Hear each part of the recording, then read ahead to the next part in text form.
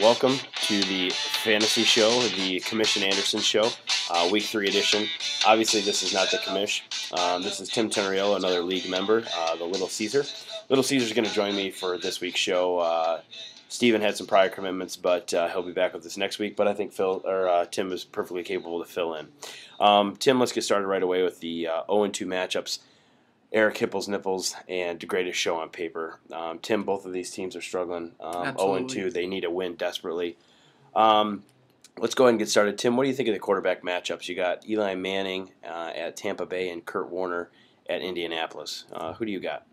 I think out of these two, I'm gonna go with Eli Manning. He looked very good last week against Dallas. Mm-hmm.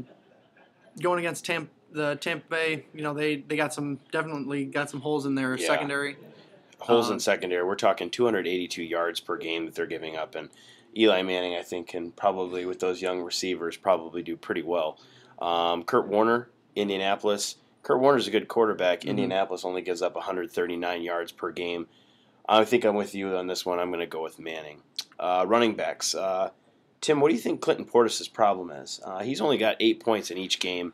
He's going against Detroit. A lot of us thought that the Detroit rule was in effect this year. I don't know that it's in effect as much as we thought it was going to be.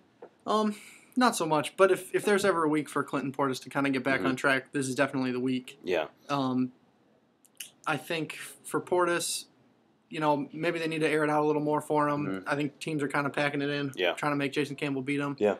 But I think for the most part, I think his problems get corrected this week somewhat. I'm going to go out on a limb and say Clinton Portis does not get over 10 points this week. A little bit of a bold prediction, but we'll go with that.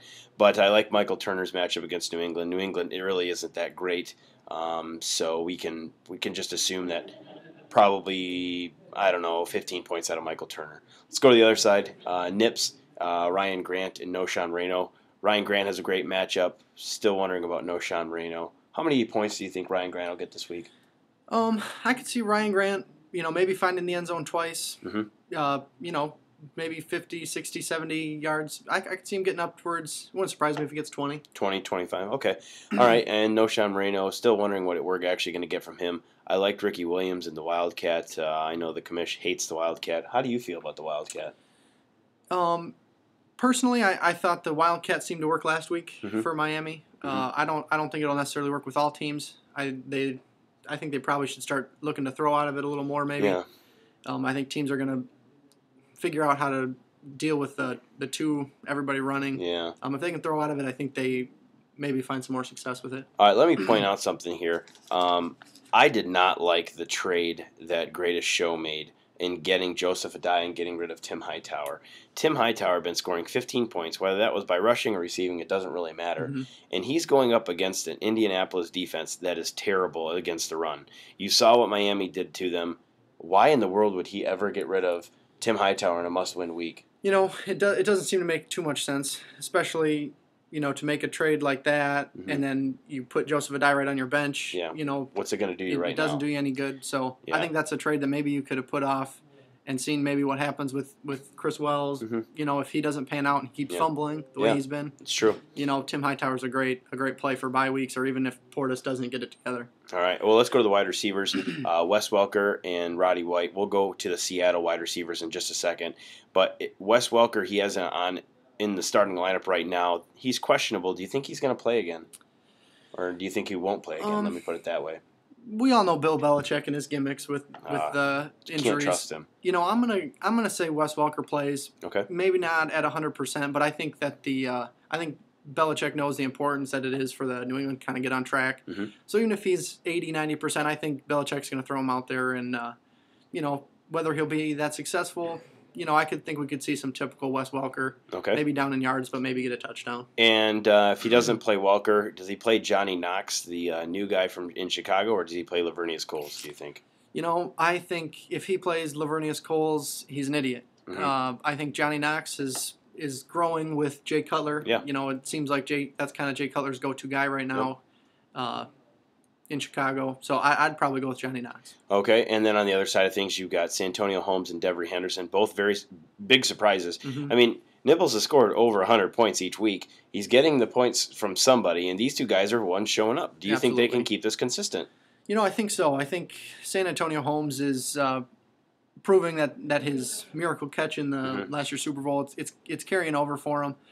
Devery Henderson, he's a guy who I think has kind of proven some people wrong. And when Drew Brees is going to throw the way he throws, there's between him and Colston, those are two guys that are going to reap the benefits. All right, well, we go to the Seattle wide receivers. I personally downgraded the Seattle wide receivers.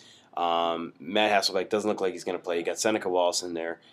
Last couple of years when Seneca Wallace filled in, it was kind of a disaster. Do you think it's going to be a benefit for them, or you're going to downgrade them yourself? I think that whole offense is in trouble all around in general. So all right. I'm looking. I'd look for Johnny Knox to play over Hushmanzada for greatest paper. Okay, and then you've got the tight ends, Antonio Gates in Miami, Vernon Davis in San Francisco. Vernon Davis actually starting to become fantasy relevant. Paper just got rid of Zach Miller. I was going to critique him very hard on keeping Zach Miller. You can't have a guy that has a quarterback completing 19 to 54 passes in 2 games. But he picks up Vernon Davis. But Antonio Gates versus Vernon Davis, I think both of us would agree we're probably taking Gates in this one. Absolutely. All right. And then the defenses, Ravens is at Cleveland, Redskins at Detroit. Detroit hasn't given up a ton of fantasy points to defenses. That said, who do you have, Redskins or Ravens? I'm going to go with the Ravens. Cleveland's terribly bad offensively.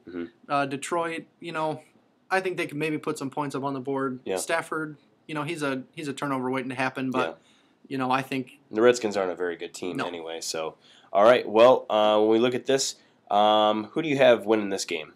I'm gonna put Greatest Show going 0-3 in their division to start. Wow. 0-3. All right. Give it to Hipples. I'm gonna give it to Hipples as well. I think the score is gonna be fairly close. I'm gonna go 98 Hipples, 89 Greatest Show on paper. We'll be right back, and we'll go with our next matchup, and that will be Jockeys at Bees.